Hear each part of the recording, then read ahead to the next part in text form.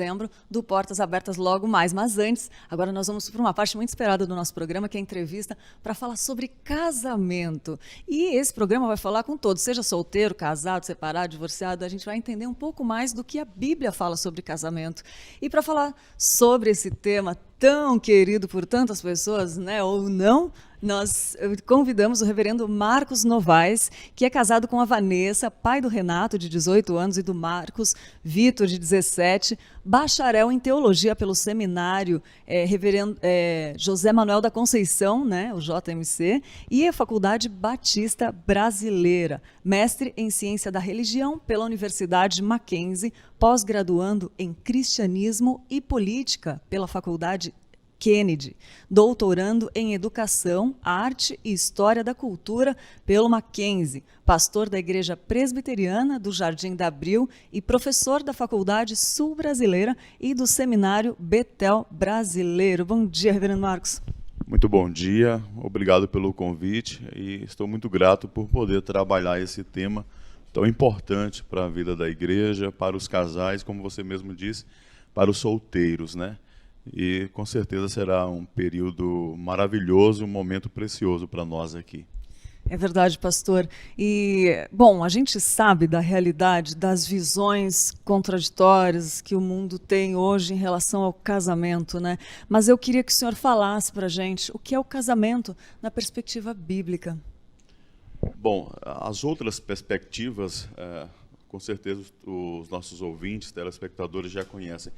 Então, eu vou me deter aqui na perspectiva bíblica apenas, para ganharmos mais tempo.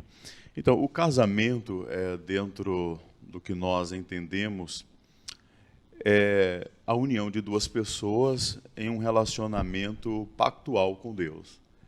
A gente vai falar um pouquinho sobre a aliança daqui a pouco, mas quando duas pessoas se unem em um relacionamento aliancista. Mas não para aí. Porque esse casamento bíblico ele tem algumas características. Quais são elas, né? Para definirmos o que é um casamento bíblico. Em primeiro lugar, o casamento bíblico é um casamento heterossexual. Essa é a primeira característica. Perceba que quando nós abrimos as primeiras páginas da Bíblia, quando Deus cria o homem no sexto dia e logo após a sua esposa, a palavra de Deus nos diz que Deus os criou homem e mulher, os uniu, né? Então, é interessante que essa expressão no texto hebraico ela é muito forte, porque diz assim, Zahá o Nekeva, né? Zahá seria o homem e o Nekeva a mulher. E literalmente seria macho e fêmea.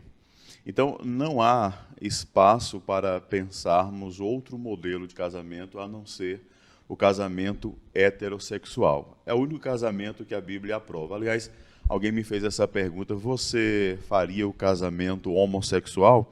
Bom, casamento homossexual é uma concepção de outras nações, de pessoas que não se relacionam com Deus, não estão dentro de uma da aliança, né, que nós conhecemos, e essa união que é chamada de casamento não tem reconhecimento bíblico. E aí, teologicamente, nós poderíamos dizer que o casamento homossexual não é casamento aos olhos de Deus. Então, não, biblicamente, apenas o casamento heterossexual. A outra coisa que nós poderíamos dizer é que ele é monogâmico, né?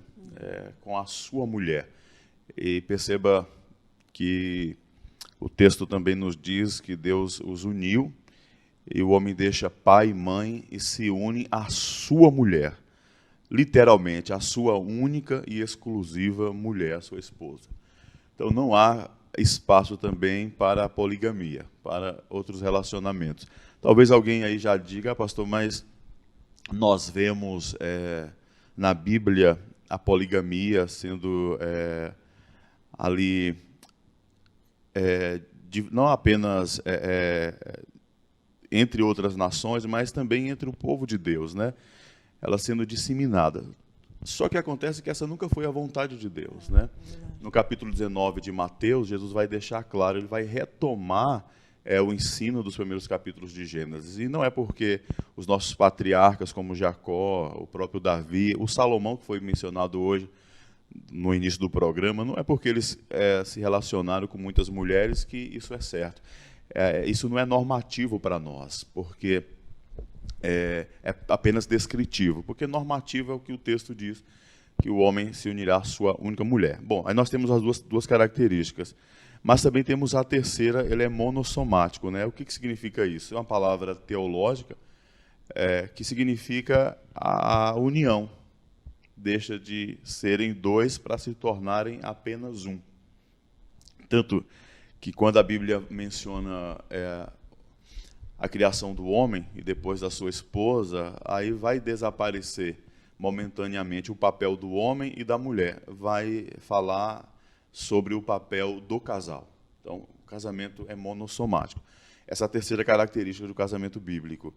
A quarta característica, eu acho que essa é uma das mais polêmicas também, é o casamento indissolúvel. Verdade. E aí você vê que Deus disse, né, no Éden, que lhe daria uma esposa idônea. Esposa idônea, no texto de Gênesis, significa exatamente que o casamento é indissolúvel, o casamento não pode acabar. Então essas são as 4 características de um casamento para ser aprovado por Deus. Pastor, mas nisso entra também aquela que diz, mas Deus permite o divórcio em certas ocasiões, e aí entra uma série de argumentos, né, para tentar quebrar talvez essa questão do casamento ser indissolúvel, né? Isso, mas a gente precisa entender que esta pode ser uma ação permissiva de Deus, mas Jesus deixou claro que isso era por conta da dureza do coração do homem. Boa. A dureza do coração do homem. E Jesus deixou claro, falando ali aos fariseus, que Moisés permitiu isso por conta da dureza do coração. Aí ele diz, inclusive, mas essa não é a vontade de Deus. No sentido de que Deus permite, mas não é a sua vontade absoluta, podemos dizer assim, né? O ideal para um relacionamento é que o casamento seja indissolúvel. Eu sei que não é fácil, nós estamos, da outra vez que eu estive aqui falando sobre sexo fora do casamento, eu mencionei o livro do Bauman, Modernidade Líquida, né? E nós estamos vivendo nesses tempos líquidos, né? Hoje as pessoas estão se casando para se separar, se separam para casar. Que isso é uma característica que já existia nos dias de Jesus. A gente pode falar sobre isso. Então, é muito comum hoje ligarmos a TV e aí nos espantarmos com uma notícia de um casamento que se dissolveu, de um artista, de alguém que casou semana passada, mês passado. Sim, né? muito comum, exatamente. Não duram. Eu tenho 19 anos, né, de casado, e eu entendo que dentro desse relacionamento aliancista, pactual, nós precisamos lutar pela preservação do nosso casamento. É verdade. E eu vi uma pregação ontem que um pregador falou assim que a esposa dele teve 5 maridos e ele era esses 5 maridos, que vai mudando, e nessas mudanças do casamento chega numa profundidade, né, que quem fica trocando não experimenta, né? Sim. E é uma característica, como eu falei do Bauman, né, um livro que eu estou trabalhando inclusive com os jovens da minha igreja, falando sobre modernidade líquida, tudo é muito fluido, né? Sim. O líquido, ele não toma forma em lugar nenhum. Você joga a água no chão, ela vai se diluir, e as coisas líquidas são assim. As coisas líquidas, elas não se preocupam com o tempo. As coisas sólidas, elas resistem às intempéries do tempo. Então, se jogarmos uma pedra aqui no chão, obviamente vai acontecer um impacto e a pedra não sofre muito os efeitos do tempo. Quando olhamos para o casamento, o que Deus espera é que realmente o casamento seja muito sólido. E o padrão nosso, o modelo nosso é o modelo bíblico. E aí eu acho que nós precisamos lutar por isso, ensinar isso, incentivar os casais das nossas igrejas, não apenas casais da igreja, mas eu diria pessoas casadas, mesmo aquelas que não são crentes. Porque, diga-se de passagem, as pessoas estão procurando as igrejas. Sim. Pessoas não crentes. A minha esposa tem uma colega de trabalho que, inclusive, ela perguntou sobre ministério de casais na igreja, o que a igreja tem para oferecer, porque ela está em crise no casamento. Então, essa é uma necessidade não apenas da igreja, mas essa é uma necessidade também do mundo lá fora. Exatamente. E, pastor, tem uma coisa que as pessoas comentam muito, independente se é dentro da igreja ou fora, a gente vê que também tem um índice de divórcios, né, acontecendo dentro da igreja, que é alto até, né, dentro do que a gente esperava que não fosse. Né? Mas uma questão é o seguinte, as pessoas falam, tá 10, 15 anos e não é feliz, e enfim, aí entra aquela questão de não é para a pessoa ser feliz, é para ela, né, servir, enfim, tem vários assuntos sobre o casamento, mas eu queria perguntar sobre a aliança e sobre o amor. Tem gente que acha que é o amor que sustenta o casamento, tem gente que acha que é a aliança, tem pregadores que afirmam que é a aliança que sustenta, né? E eu queria que o senhor falasse um pouquinho dessa questão da aliança e do amor. Primeiramente, você tocou na questão do número de divórcio. Em 2017, um instituto nos Estados Unidos chamado Barna fez uma pesquisa e descobriu que o índice de divórcio entre cristãos é o mesmo índice de não cristãos, 25%. Assustador, né? Assustador, isso nos Estados Unidos, e entre várias religiões. Eles chamam as denominações também de religiões. Então, nós temos presbiterianos, nós temos metodistas, nós temos batistas, temos os pentecostais, os neopentecostais dos Estados Unidos. Inclusive, nessa pesquisa, entra também católicos. Olha só. Então, é assustador que pessoas religiosas estão se separando da mesma forma que é o mundo. Então, nós estamos vivendo uma secularização. E o que acontece? A igreja, principalmente a igreja brasileira, talvez essa situação seja pior ainda que nos Estados Unidos, né? Porque essa pesquisa foi feita lá e devido aos padrões dos Estados Unidos, das igrejas, ao fato de o evangelho ter vindo para cá, de países europeus, né? E a nossa cultura, que é uma cultura, às vezes, muito mais aberta, né? Muito mais dada ao novo, talvez aqui a situação seja pior. Qualquer um de nós conhece aí um casal de cristãos que se separaram. Esses dias eu estava conversando com a minha esposa sobre isto, e aí nós resolvemos fazer uma conta de quantos casais se separaram depois, casais próximos a nós, que se separaram depois de estar no ministério, de ir ao seminário. Bom, isso vai dar uns 10 anos por aí, nós contamos 19 casais próximos a nós. Nós estamos falando de casais cristãos, de pessoas amigas, e pessoas aparentemente piedosas, pessoas que vão à igreja, pessoas que oram, algumas pessoas que têm envolvimento na igreja, de ministério na igreja, seminaristas, pastores. E aí somamos lá, colocamos em um caderninho e ficamos assim assustados. Louvamos a Deus porque estamos firmes, mas realmente é uma tristeza muito grande. Agora, uma tristeza, dói demais. Agora, a questão da sua pergunta. Bom, eu acho particularmente que nós não podemos fazer dicotomia entre essas duas coisas. Que bom. Entre aliança e amor, porque quando nós estudamos a aliança envolve amor. Sim. O fato de Deus ter uma aliança conosco, o relacionamento de Deus ser pactual, Deus nos ama e ama a nossa família, a nossa posteridade. As promessas bíblicas dentro da teologia da aliança mostram que Deus está preocupado conosco, está preocupado com a nossa família, e sempre a bênção, a salvação, nós sabemos que ela é individual. Sim. Isso está muito claro para nós.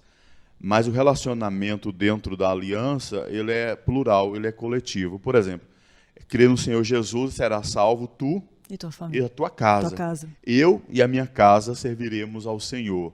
Então, os filhos são herança do Senhor.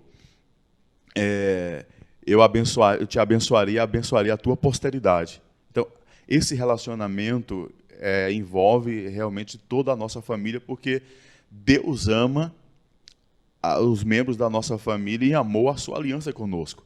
Então, eu não posso fazer essa separação. Agora, o que acontece? Por outro lado, o divórcio, geralmente as pessoas que estão se separando, elas dizem que o amor acabou. Pois é. Mas que tipo de amor é esse? Porque o amor dentro da aliança, dentro do pacto, é aquele amor lá de Efésios capítulo 5. Quando diz que Cristo amou a igreja, e a si mesmo se entregou por ela, e diz que para nós, né, perceba que Paulo fala mais coisas para nós que somos homens do que para as mulheres. São 2 versículos apenas, o restante ali, quase todo o capítulo 5 final, ele vai, então, falar mais coisas para nós. E, para nós, a responsabilidade é muito grande, porque ele nos diz para amarmos a nossa esposa como Cristo amou a igreja, diz Paulo. E esse amor é um amor sacrificial. O amor ali é o que no texto grego a gente chama de amor agapau. Você se sacrifica pelo objeto amado, pela pessoa amada. Você é capaz de fazer qualquer coisa por ela. Então, supondo que o relacionamento esfriou, supondo que esse sentimento acabou, e realmente ele pode acabar, só que o que acontece? Se você está dentro de um relacionamento aliancista, dentro da aliança, que envolve Deus, a sua esposa, você, seus filhos, todos os votos e compromissos que vocês fizeram diante de Deus, você vai lutar por este amor. E vai lutar, bom, este é o que eu estou falando aqui, é o amor agapau, não é apenas sentimento. Sim. O sentimento é diferente, ele é eros, né? O eros, que Paulo não coloca ali no texto, o amor eros é um amor apenas de sentimento, de paixão, de aparência. Então, é muito bonito quando você encontra casais que estão há 40, 50 anos juntos e você percebe não são mais os mesmos, a aparência não é mais a mesma, né? A mente não pensa mais como pensava antes, o físico já não ajuda tanto, mas eles romperam todos os desafios e continuam se amando, porque ali não tem apenas eros, porque se tivesse eros, não faria mais sentido. Você se apaixona pela pessoa, você se relaciona com a pessoa apenas pelo corpo, apenas pela atração física, por detalhes externos, e você não a ama como ela é. O que acontece? E aí as pessoas chegam na igreja para o pastor e dizem, eu perdi o amor. Mas perceba que Cristo nunca deixou de nos amar, nunca deixou de amar a igreja, apesar dos pecados da igreja, dos erros da igreja. E essa comparação é extraordinária. O casamento é tão sublime, tão maravilhoso, que Paulo compara ao relacionamento de Cristo e a igreja.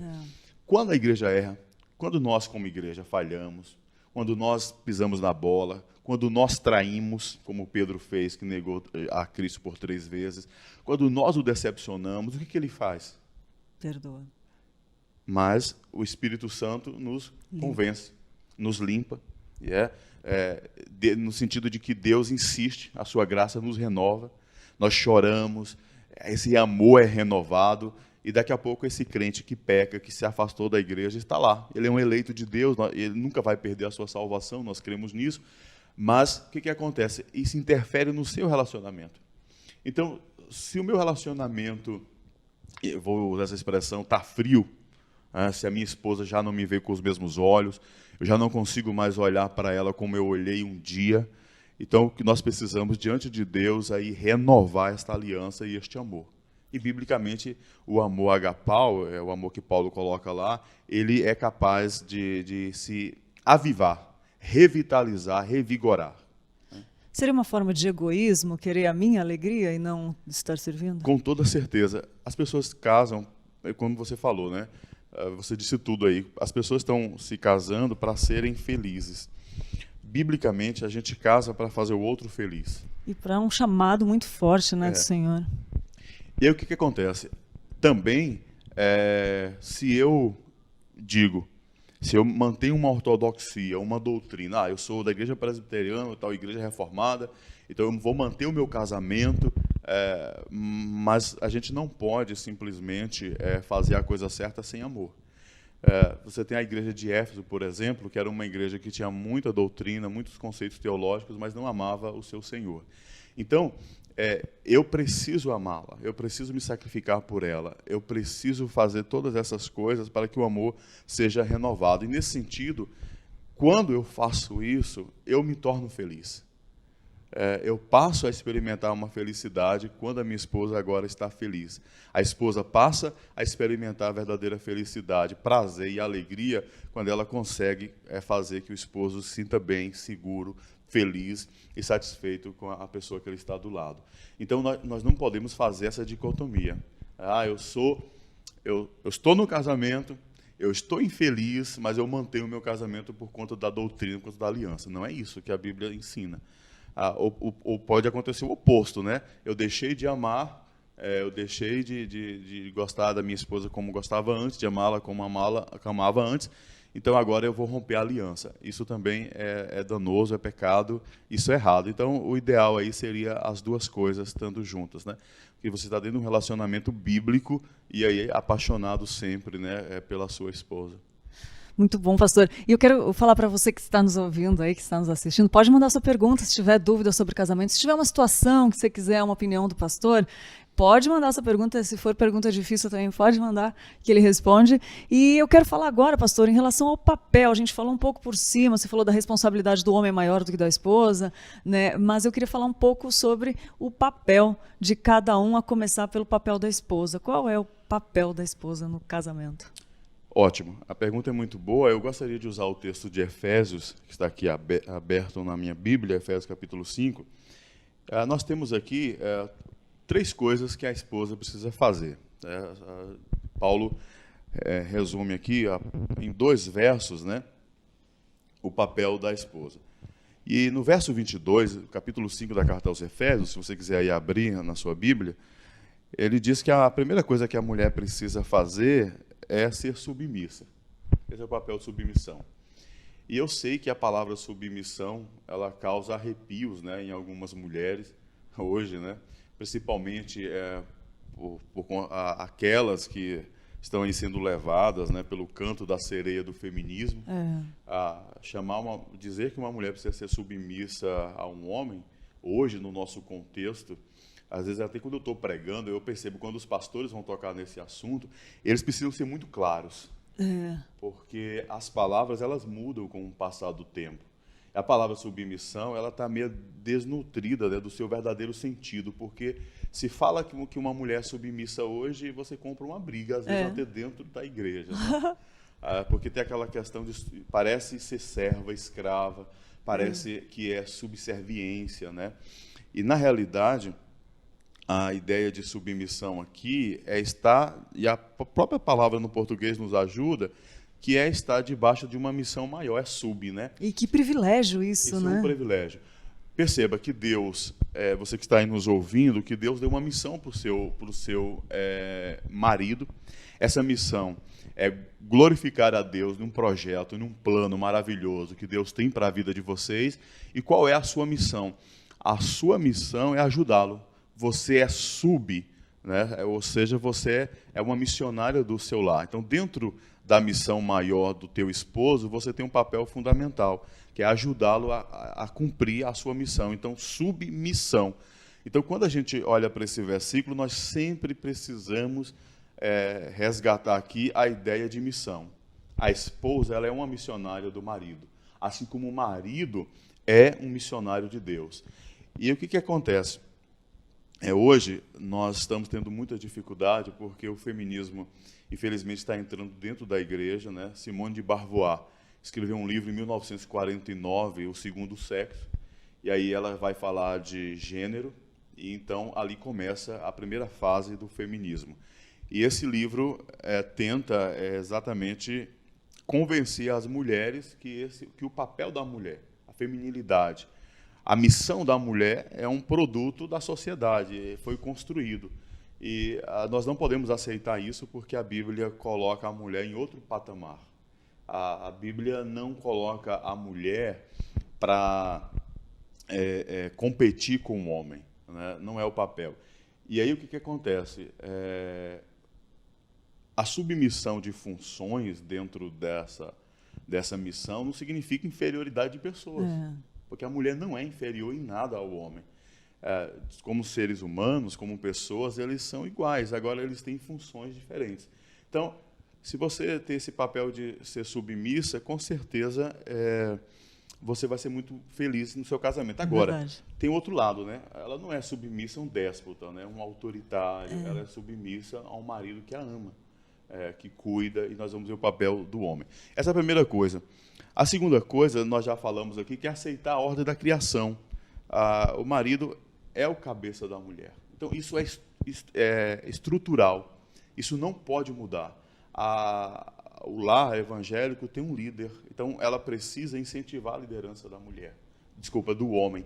Ela precisa ajudá-lo no seu papel de pastor do lar, de sacerdote do lar, de guia. A ideia de cabeça aqui é realmente esta de direcionar, alguém que vai direcionar, e esse alguém precisa de ajuda. Então, precisa reconhecer essa estrutura da criação, né? A outra coisa que eu acho importante também é ela entender que o modelo bíblico para ela de excelência é a própria igreja. Sim.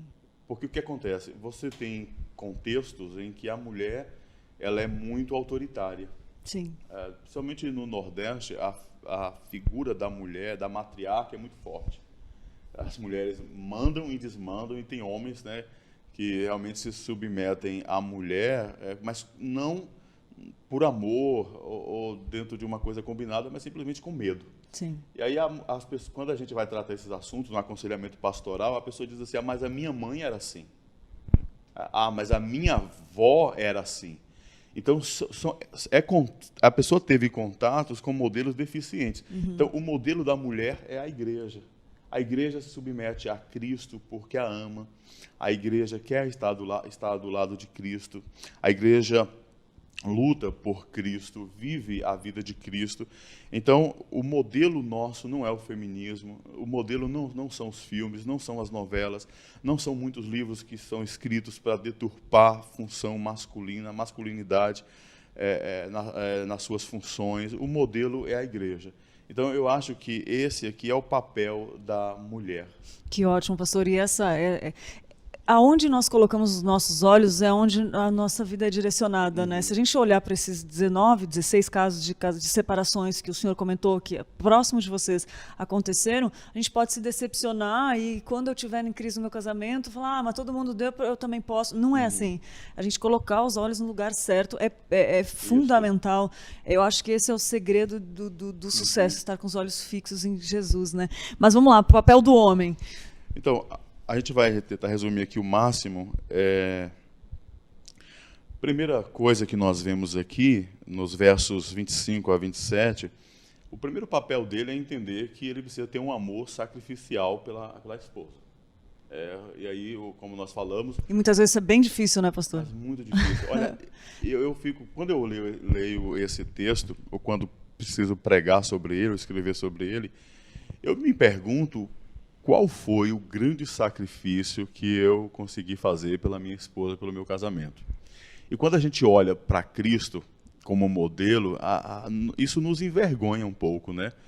Porque por mais que você ame a sua esposa, está cuidando dela, está indo bem no casamento, ainda assim, isto é muito pouco quando nós comparamos aquilo que Cristo faz.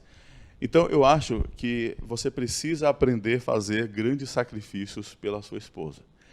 Por exemplo, um sacrifício durante um ano, fazer alguma coisa assim que fuja da rotina, que mostre realmente que você a ama. Isso é muito importante.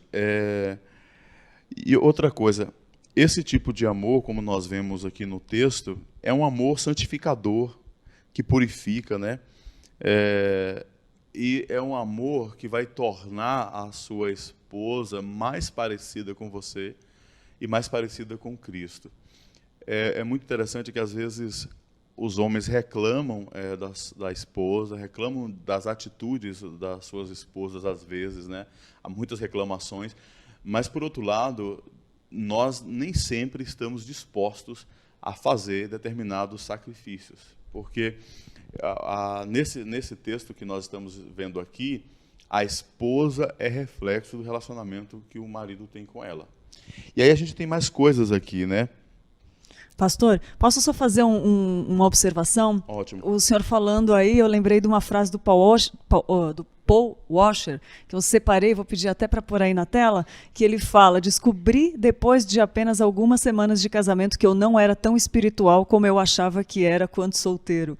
Muito legal, que fala dessa questão, está aparecendo aí na sua tela. E ele fala também, aliás, eu quero indicar essa pregação do Paul Washer sobre o propósito do casamento, que fala muito isso que a gente está falando aqui, que o pastor está destacando alguns pontos. E tem a outra frase que ele fala: mas um homem que pode amar verdadeiramente uma filha de Deus atingir um patamar elevado no reino. Tem a ver um pouco com isso. E lembrei, enquanto o senhor estava falando, queria fazer só esse adendo, mas pode continuar, pastor. A segunda coisa que é dever nosso, como os deveres aqui dos homens, né, é nutrir e cuidar da esposa. Esse nutrir e cuidar aqui tem a ver com cuidados espirituais, mas também físicos. Sim. E também com a questão de carinho. É como se o texto estivesse dizendo que o esposo precisa ser carinhoso com a esposa, acariciar a esposa, beijá-la e etc. Mas eu quero falar um pouquinho aqui sobre essa questão de nutrir. Inclusive, ele diz que nós precisamos cuidar da esposa como cuidamos do nosso próprio corpo. O cuidar aqui significa nutrir. É a mesma palavra que é usada quando Paulo vai falar do cuidado dos pais com os filhos. Um pai cuida do filho até ele se tornar independente, poder viver por conta. E o marido precisa, então, providenciar tudo que é necessário para a sua esposa. E aqui nós temos um ponto crítico, porque nós estamos percebendo que as mulheres estão se tornando provedoras dos seus lares, estão cuidando dos seus lares. Está acontecendo muito isso, né? Por exemplo, eu sou muito observador e uma vez eu desci aqui na estação de Carapicuíba, acho que vinha do seminário, e eu comecei a observar as mulheres descendo ali da estação. A maioria delas descia com a sacolinha, pão, leite, biscoitos, coisas de mercado, muitas mesmo. Então a mulher sai para trabalhar e ela está levando o mantimento para casa. Eu comecei a olhar para os homens. A maioria sem nada nas mãos, aqueles homens não tem assim de 50, né, 60 anos, aparentando essa idade, mas não tinha nada nas mãos. Isso é um reflexo da nossa sociedade. Então nós precisamos aqui resgatar exatamente o papel do homem como provedor do seu lar. Sim. A mulher, eu aprendi isso no casamento, na prática. A esposa, ela tem necessidades que nem sempre ela revela para nós. E nem sempre essas necessidades são ditas, são expostas. Então você precisa aí separar um pouquinho de dinheiro, né, para a esposa no final do mês. Se ela trabalha, não permitir que ela gaste todo o seu dinheiro com as coisas da casa, a alimentação, as contas. Precisa ter um dinheiro para cuidar dela. A mulher, ela tem despesas extras, né, com a beleza, com o salão. Então, assim, vale a pena, como eu falei de sacrifícios, levar a sua esposa para um bom salão, por exemplo, né? Homens que o texto fala que é Cristo que santifica a igreja e a igreja vai ser apresentada sem rugas, sem mácula. Isso fala da beleza da igreja, mas isso também tem aplicações para a questão da feminilidade da mulher, que eu acho interessante. Tem homens que reclamam que a mulher não se arruma, não é tão bonita, ele tem olhos mais para outras do que para a esposa, mas ele nunca investiu na esposa. Então, nutrir nesse sentido aqui, cuidar da mulher como cuida do próprio corpo, envolve até mesmo esses aspectos financeiros. E uma coisa que a gente precisa dizer aqui, a maioria dos divórcios hoje não acontecem por conta de adultério, não acontecem por conta de traição. Pesquisas provam que muitos casais estão se separando exatamente por conta de problemas financeiros. Olha só. O problema financeiro pode levar a um segundo relacionamento, a uma traição com um colega de trabalho, na faculdade, na academia, onde for, mas geralmente começa com problemas financeiros. Às vezes a esposa não consegue administrar bem os recursos de casa, às vezes o homem não consegue administrar bem.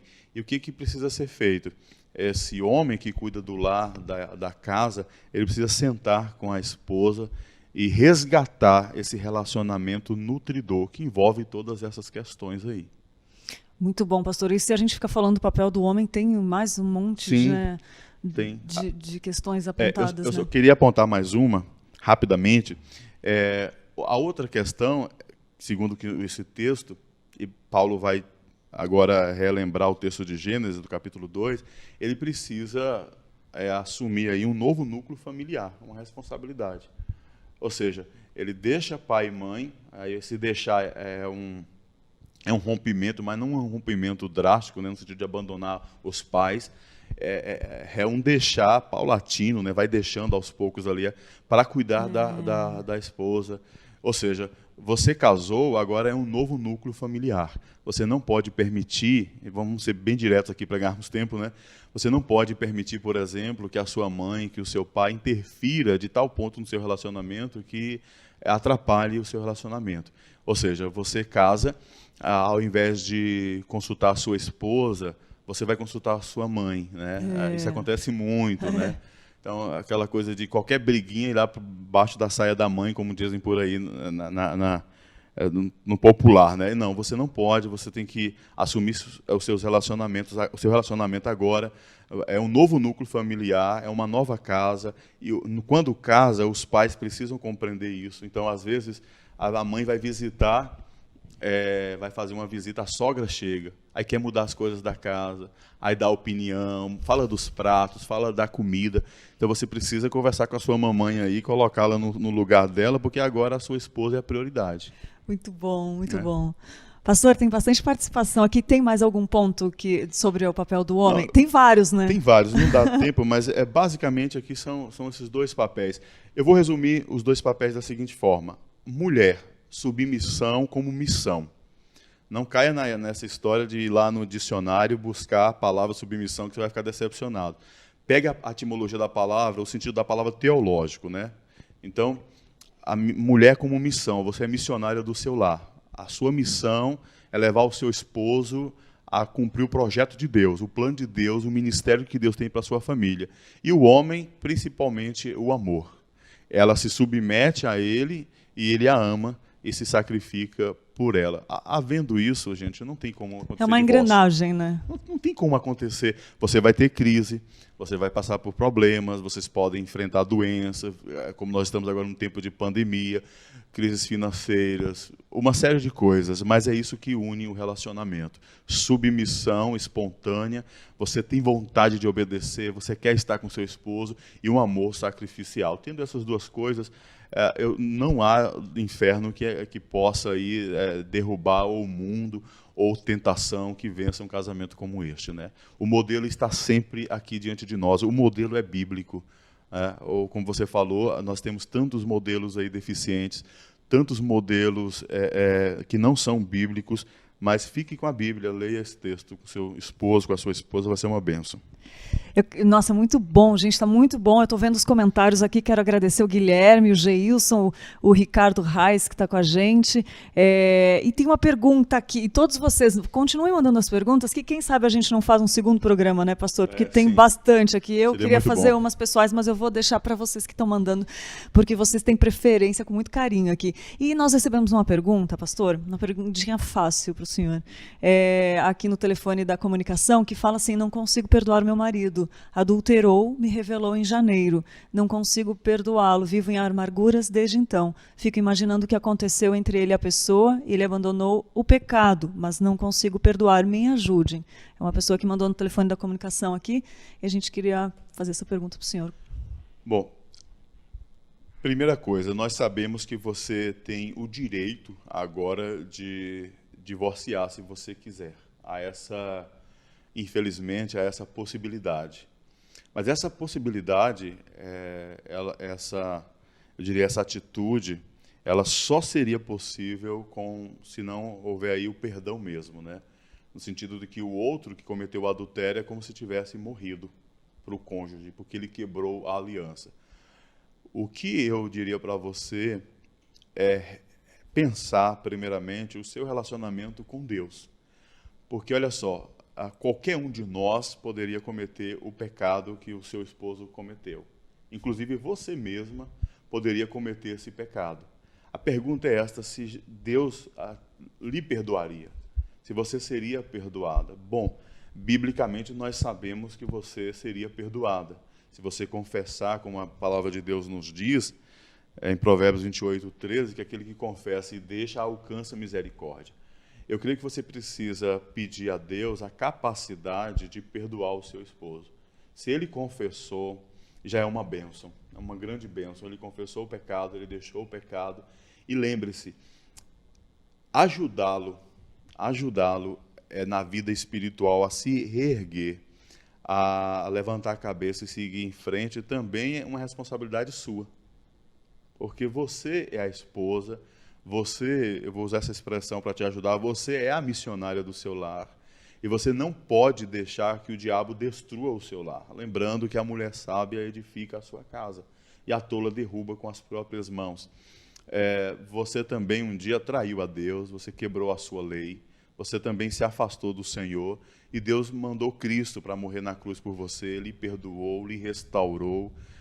Com certeza você tem uma família linda, tem filhos, tudo para a glória de Deus, e não será esse pecado que vai acabar o seu casamento. Então, você precisa se tratar espiritualmente, orar, e seria interessante você confessar esse pecado, né? Que a Bíblia diz para confessarmos nossos pecados uns aos outros, para sermos curados. Quem sabe chamar o teu esposo para conversar, se abrir com ele, dizer para ele que você não conseguiu perdoar e orar, chorar, abraçar teu esposo, e com certeza o Senhor vai dar cura. Ninguém aqui está defendendo que será fácil. Sim. Mas nós cremos na restauração, nós cremos na cura, nós cremos no perdão, porque é a palavra de Deus que nos garante. Então, lembrando daquela parábola do credor incompassivo, né? Porque ele é perdoado, mas quando ele sai, ele não consegue perdoar. Por mais que seja terrível para você, que é a prejudicada, a pessoa que foi traída, você precisa perdoar. E talvez, mas como? Bom, a garantia que nós temos é o Espírito Santo. O Espírito Santo faz isso no nosso coração. E lembrando que perdoar talvez não seja esquecer de fato, né? Mas não lembrar com esse peso que você lembrou, né? A gente percebe que você está muito amargurado, sofreu muito com isso, mas é hora de perdoar, é hora de orarem juntos, porque se ele confessou, o que falta agora é você se abrir também, confessar o seu pecado, porque a falta de perdão é um pecado, e seria interessante você confessar para ele também, procurar o pastor, aconselhamento bíblico, o casal, e lute pelo seu casamento. Não permita, se o adultério não destruiu, não será a falta de perdão que irá destruir. Que bênção. E é bom, eu quero agradecer muito essa participação de vocês, porque essa pergunta ela pode não só ajudar, né, a pessoa que fez a pergunta, como nós a aconselharmos também, né, pastor, situações. Sim. Às vezes um amigo vem pedir numa situação dessa, e quantas pessoas indicam olhar para o lado que não está Cristo, né? E isso faz toda a diferença, né, pastor? Com certeza. Pastor, tem duas perguntas ainda muito importantes, que a gente falou um pouco dos casados, agora eu quero perguntar dos solteiros, como saber se uma pessoa, como avaliar de fato se alguém está preparado para casar? Bom, eu vou usar aqui o texto de Gênesis, lá no capítulo 2. Quando Deus fez o homem, né, nós todos conhecemos já essa história, Deus então preparou a sua esposa, né? E é interessante que a Bíblia diz em Provérbios 18, 22, que quem acha uma esposa, acha uma bênção, né? Uma bênção do Senhor, quem encontra a esposa. Então, a primeira coisa que você precisa responder é se você encontrou a pessoa certa. A narrativa do capítulo 2 de Gênesis nos diz que o Senhor, então, da costela do homem, né? Deus transformou numa mulher e lhe a trouxe. No sentido de que Deus apresentou para ele a sua noiva. Então, a primeira coisa, você precisa encontrar a cara metade aí, né? Precisa encontrar a pessoa certa. Outro requisito para o casamento, além de encontrar a pessoa certa, você precisa estar preparado. E perceba algo interessante no texto de Gênesis, que primeiramente Deus cria o jardim do Éden, Deus coloca o homem, né? E poucas pessoas prestam atenção nisso, mas no capítulo 2, verso 15, nos diz que Deus coloca o homem no jardim e ele tinha duas profissões. Ele era um agricultor, porque ele cultivava o solo, e ele era o vigia do jardim, ele guardava o jardim. Os teólogos discutem até hoje, Adão guardava o jardim de quê? Possivelmente da própria serpente. Ele guardava o seu Éden, a sua casa. Quando ele peca, Deus colocará lá, então, os anjos, né, para guardar. Então, perceba, Adão tinha uma casa e tinha um trabalho. Aliás, tinha duas profissões. Então, eu acredito que esse também é um requisito importante. Case com a pessoa certa, mas esteja preparado. Você precisa ter o seu Éden. Você precisa ter uma profissão. Pastor, mas eu posso casar e talvez eu não tenha nada, não construir, não deu tempo, as circunstâncias da vida, tudo bem. Mas o ideal mesmo é você se preparar financeiramente, né, também, ter uma casa, ou pelo menos ter o sonho de ter uma casa, um lar nesse sentido, né, mas ter uma casa e casar com alguém que tenha uma profissão. Então, eu acho que a primeira pergunta que a moça faz para o rapaz, principalmente para o rapaz, é esta: qual é a sua profissão? Você trabalha de quê? Porque hoje o que a gente nota, né? Pessoas que estão entrando em um relacionamento que não têm condições nenhuma, nem sequer de sair com a namorada, né? Eu brinco com os adolescentes da minha igreja: como é que você vai namorar se você não tem condições de pagar um sorvete para a menina, né? E isso lá na frente resulta naquilo que o senhor colocou aqui, né? Que o maior índice é por questões financeiras, enfim, é uma avaliação. Eu ouvi uma vez que o casamento ele não dá errado, que ele começa errado, né? Exatamente. Aí você tem, como eu disse, né? Então precisa encontrar a pessoa certa. Deus apresenta a Eva e diz assim: aqui está a pessoa certa. Interessante, Deus leva a pessoa para Adão. Então você precisa esperar para que Deus faça isso, que Deus prepare uma pessoa para você. E essa pessoa tem um lugar para morar, ou vai te dar um lugar para morar. Essa pessoa trabalha, essa pessoa tem sonhos, empreendedor, quer crescer na vida, quer estudar, quer trabalhar. A outra coisa é se ele está preparado realmente para constituir um novo núcleo familiar, deixar pai e mãe e se unir a você. E aí, muitos casamentos também não dão certo quando já começam errado, como você falou. Então o indivíduo casa, vai morar com a sogra, vai morar com parentes. Não é o ideal. Talvez numa situação ali de emergência, alguma coisa assim, tudo bem. Então eu acredito que são esses os requisitos, né, para entender biblicamente que a pessoa está preparada para casar, para assumir um relacionamento. Há sim também pessoas que estão há muito tempo aguardando na igreja. Interessante que a gente faz encontro de casais, mas às vezes as nossas igrejas erram porque nós não fazemos encontros de solteiros. E tem muitas pessoas solteiras na igreja que sofrem de solidão. E isso é mais que natural.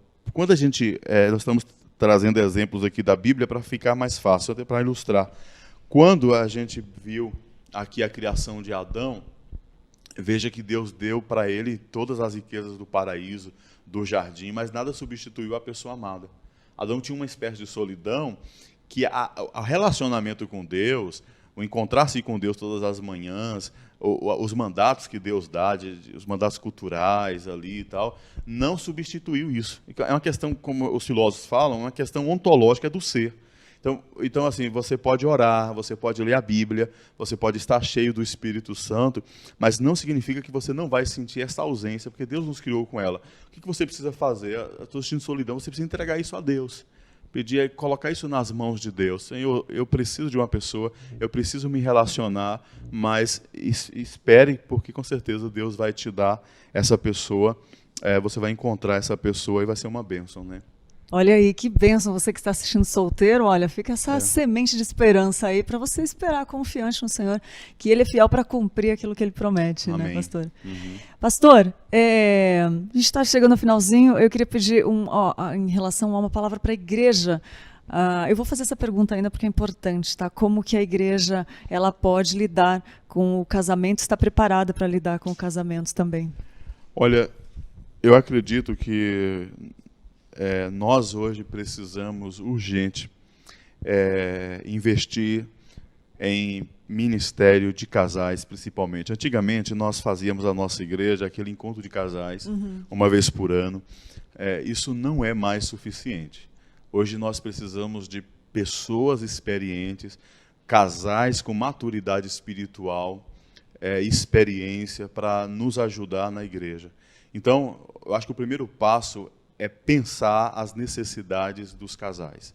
É levar esse assunto a sério. Nós estamos agora vivendo uma ditadura do sexo, né, da questão de gênero. A Netflix agora lançou uma série com crianças de 11 anos, né, sensualizando, com roupas para adultos. Eu vi que no Canadá e na Inglaterra um pai foi preso, pais que foram presos por não aceitar a mudança de gênero dos filhos, simplesmente porque o pai chamou a menina de filha a menina passou por uma transformação, se diz homem agora, esse pai foi processado. Meu Deus. Então, o mundo e o diabo estão lutando Então, contra as famílias. forte. Muito forte, né? Essas, como eu falei, da questão da ideologia de gênero nas escolas, né? Em novembro agora, o Supremo Tribunal Federal gastou tempo discutindo essa possibilidade de levar a ideologia de gênero para dentro das escolas, do projeto lá de 2014. Então, assim, o diabo não está brincando com as famílias da igreja.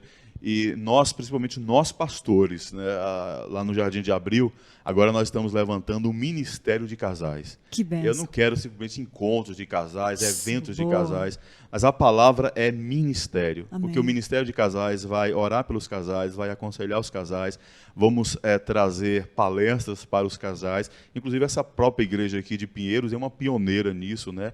A gente percebe e vê aqui nos encontros o investimento que é feito, as pregações. Nós precisamos abrir a Bíblia e pregar expositivamente, com autoridade para os casais, chamá-los ao arrependimento, chamá-los a uma renovação da própria aliança.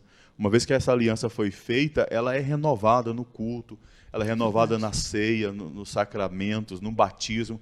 Quando nós vamos celebrar um casamento, nós falamos sobre isso. Então, eu acho que esse é o papel da igreja, e principalmente orar, interceder pelas famílias. Amém, amém. Que bênção, que mensagem. Eu vou fazer diferente hoje o programa, você viu que passou um pouquinho, mas quando o papo é bom, a gente tem exceções, né? Eu vou rapidamente falar da dica do livro de hoje, que é o significado do casamento, do Timothy Keller. Só para não deixar vocês sem essa dica preciosa, hoje está aparecendo aí na sua tela, essa é a nossa dica de hoje, e eu quero terminar diferente hoje. Quero pedir para o pastor, então, para você que está aí, eu quero pedir para o pastor fazer uma oração para a gente, para os casais, para os solteiros. E você que está aí, se junte a nós agora, um momento de oração. Se você está bem resolvido nessa área, é indispensável a oração, mas ore por alguém que venha na sua mente também. Pastor, você pode fazer uma oração para a gente? Depois a gente finaliza? Uhum. Vamos orar. Senhor, nosso Deus, nós estamos vivendo, ó Pai, uma grande crise. Nosso país está em crise, mas entendemos que é o reflexo das famílias que estão em crise, dos casamentos, Senhor, desmoronando, de pessoas infelizes nos relacionamentos.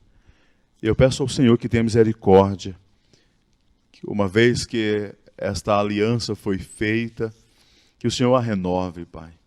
Coloque esse espírito de submissão às esposas, que elas se submetam aos maridos, ajudem seus esposos a cumprirem esta grande missão que o Senhor os designou, mas também nos ajude como maridos a amar nossas esposas, nos sacrificar por elas, olhar para elas, Senhor, como Adão olhava para Eva, como a única mulher do seu paraíso, a única mulher daquele lugar, Senhor. Nos ajude.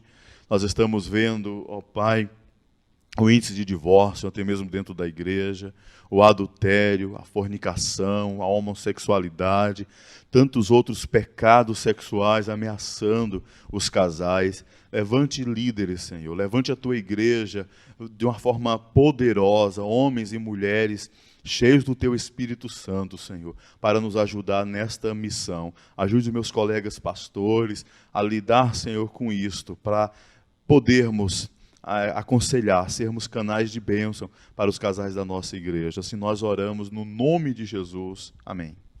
Amém. Muito obrigada, pastor. Obrigado pelo seu tempo aqui com a gente. Eu agradeço. E Jardim da Abril, se quiser assistir pregações lá, como que tá? Tá no YouTube? Então, inclusive nós estamos começando agora um novo projeto de mídia, né? Estamos agora revitalizando o canal do YouTube da nossa igreja, a página também no Facebook. Então, a partir de agora, além da página, você vai poder nos acompanhar pelo YouTube. Que bom. Como que tá lá? Igreja Presbiteriana do Jardim de Abril. De Abril é com apóstrofe? Isso. D apóstrofe Abril. Isso. Muito então, bom. O Jardim de Abril fica aqui mesmo em São Paulo, mas